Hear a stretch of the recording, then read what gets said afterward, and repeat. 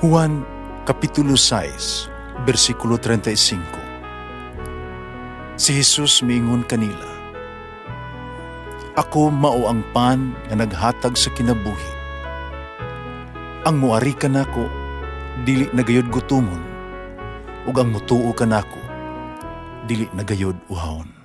Ang mga puno Pan sa kinabuhi.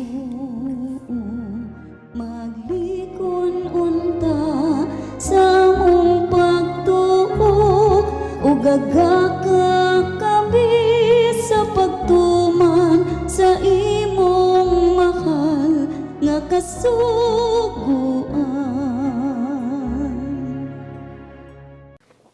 Ang Ginoo manaa kaninyo. Santos nga Ebanghelyo sumala ni San Juan. Ug miabot ang panahon sa pagsaulog sa pangilin sa paghalad didto sa Jerusalem. Tigtugnaw kadto. Nakalakaw si Jesus sa portiko ni Solomon dito sa templo. Naaliron kaniya ang mga Hudiyo, lumiingon, "Kano sa mong kami gayod sultihi sa klaro? Tugani kami sa walipod-lipod kung ikaw ba gayod ang Mesiyas." Si Jesus mitubag, "Sultihan ko na kamo, pag wala ka mamutuo kanako. Mga buhat nga akong gihimo, sa ngalan sa akong amahan, mao ang akong mga saksi. Panili ka mamutuo, tungod kay di man kamo akong mga karnero. Ang akong mga karnero mamati sa akong tingog. Nakaila ako kanila, sila nagasunod kanako. Nahatag o kanila sa kinabuhing dayon, inagayod sila mga matay, ug walay makaagaw kanila gikan kanako. Ang akong amahan nga maoy naghatag nila ngari kanako, labaw sa tanan, ug walay makaagaw kanila gikan sa amahan. Ang akong amahan ug ako usara." Ang Ebanghelyo sa Ginoo. Pasalamati ang Ginoo kay siya maayo.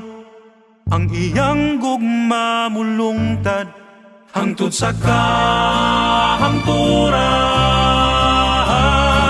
Pasalamati ang Diyos sa tanang mga Diyos. Ang iyang gugma malungtaron. Pasalamati ang Ginoo sa mga Ginoo. Ang iyang gugma balungtaron.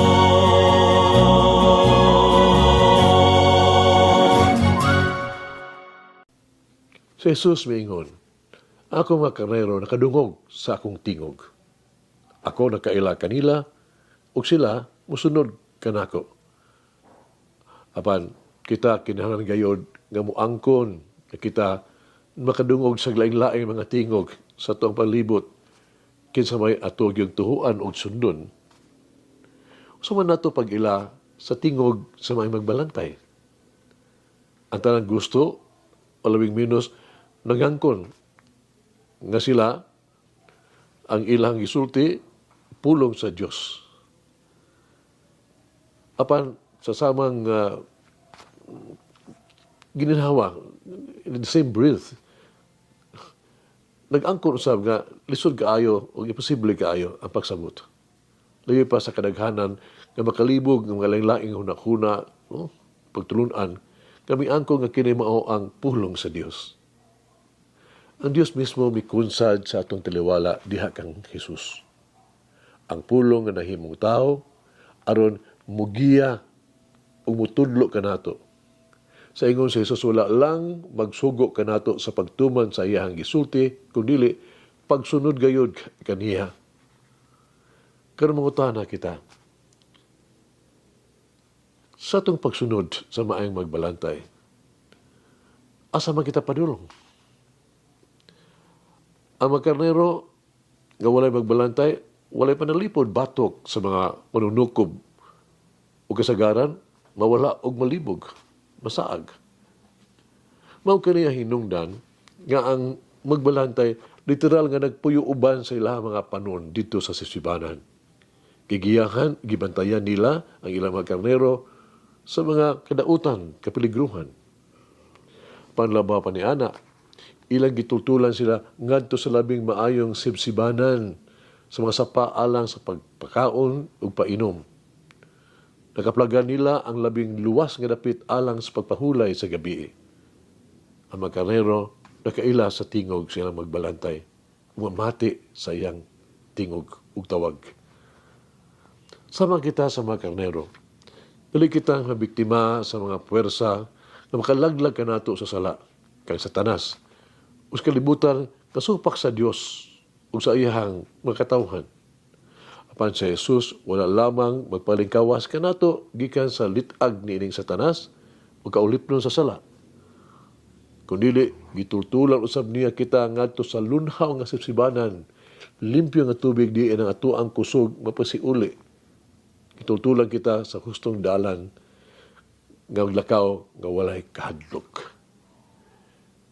Kani wala og pasabot nga kita di makatagamtang o pagsulay o kalisdanan sa atuang pagsunod sa maayong magbalantay. Ang nakapahimo nga kalainan mao sama sa gisgutan sa Salmo 23. Wala ako mahadlok sa mga dautan tungod kay ania kanako ang Dios sa akong kiliran. Ang Dios ana sa atuang taliwala ug nagtultol kanato ngadto sa walay katapusan nga kalinaw, kalipay o walay paghunong kapag iguban sa Dios ug sa iyang anak. Paminaw kita siyang tingog ug mosunod kaniya. Maghampo kita. Ginoo ko, Jesus, nabahaw ka sa bag-ong kinabuhi.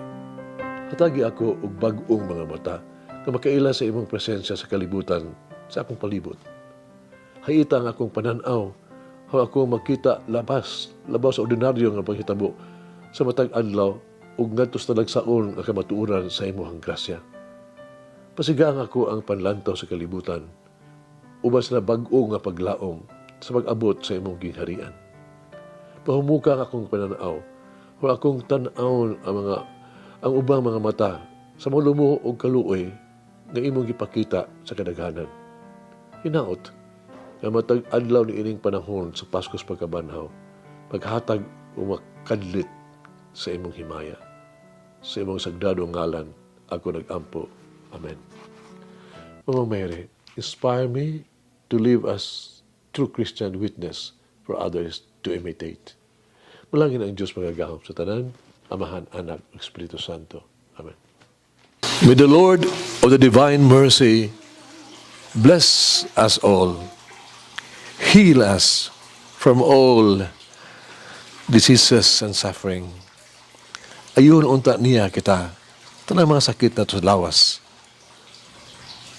o sa kalag, body and soul.